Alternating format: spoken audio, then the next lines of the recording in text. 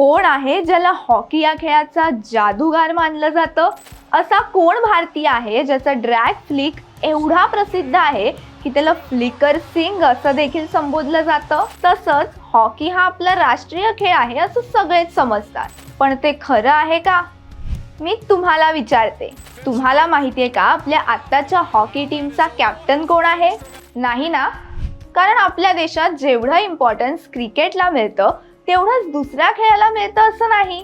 चला तर मग मी तुम्हाला सांगते आपल्या या राष्ट्रीय खेळाबद्दल. भारतात असंख्य राष्ट्रीय चिन्ह आहेत. प्राणी, फुलं, पक्षी, अगदी राष्ट्रीय फळ सुद्धा आहे. हो, आपल्या देशात आंब्यालाही मान मिळतो. पण गंमत म्हणजे आपला असा एकही राष्ट्रीय खेळ नाही. बसला ना धक्का?